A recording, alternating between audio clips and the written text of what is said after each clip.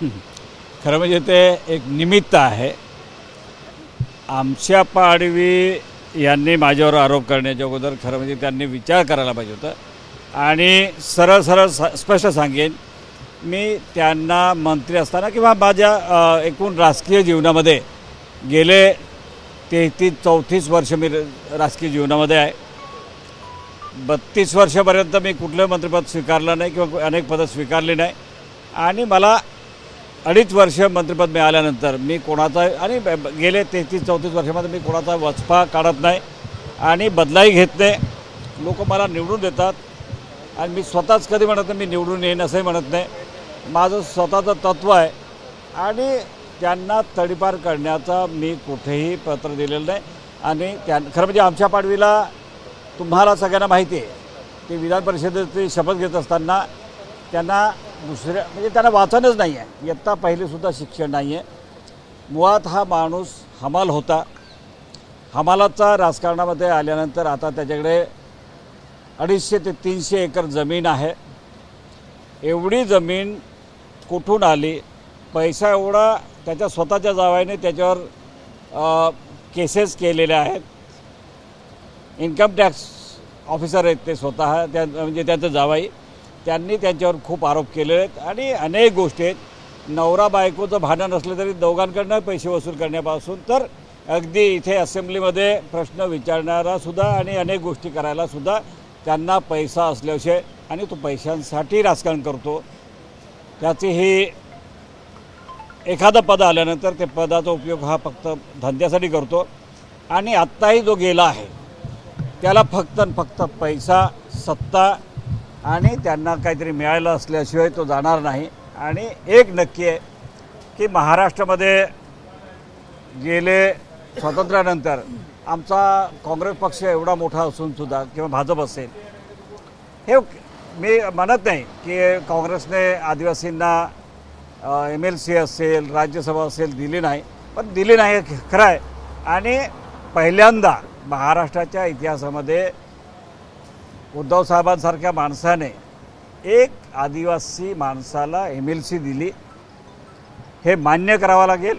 MLC दिल्यानंतर त्यांनी ते पद आणि न शिकलेला, खरं म्हणजे मागच्या वेळेस तो 2019ला चंद्रकांत रघुवंशी म्हणून आमच्याकडे काँग्रेसचेच माजी अध्यक्ष, जिल्हा याचे अध्यक्ष काँग्रेसचे, ते शिवसेनेत गेले, त्यामुळे त्यांना पुढे आणलं आणि माझ्याविरुद्ध त्यांना उमेदवारी करायला सांगितले। त्यांना वाटेल त्या प्रकारची मदत झाली। कुठल्या पद्धतीने निवडणुका होत्या तुम्हाला सगळ्यांना माहिती आहे। चंद्रकांत रघुवंशींनी त्यांना पुढे आणलं आणि 10,000च्या वर मतं जाऊ शकत नाही, तो माणूस पुढे गेला आणि त्या माणसाला उद्धव साहेबांनी MLC देऊन फार मोठे उपकार केले। आदिवासींवर म्हणजे एक वेगळ्या प्रकारचा प्रयोग उद्धव साहेबांनी केला की सामाजिक न्यायाची भूमिका शिवसेनेने घेतली। कदाचित त्या भूमिकेमुळेसुद्धा शिवसेनेचं मोठं नुकसान झालं असेल मला वाटतं, परंतु पहिल्यांदा इतिहासामध्ये शिवसेनेने आदिवासी माणसाला MLC हे पद दिले आणि म्हणूनच मी त्यांचं कौतुकही करतो, कोणाचं, शिवसेनेचं, उद्धव साहेबांचं। परंतु त्याचं त्यांनी कुठेही एक उपकाराची भावना ठेवलेली नाही आणि निश्चितपणे हा सगळ्या आदिवासींचा एक प्रकारचं त्यांनी म्हणजे आम्हाला अपमान केला आहे, आदिवासींचा अपमान केला आहे। आदिवासी माणूस हा असा खोटारडा असतो, खरं तर आदिवासी एवढा प्रामाणिक असतो आणि तो प्रामाणिकपणा त्याने घालवला आहे, आदिवासींची बदनामी केली आणि त्याचा परिणाम त्याला निश्चित भोगावा लागेल। हे तेवढंच खरं आहे की गाढवाला गु आणि गूमध्ये काय फरक आहे की नाही हे कळत नसावा असं माझा अंदाज आहे।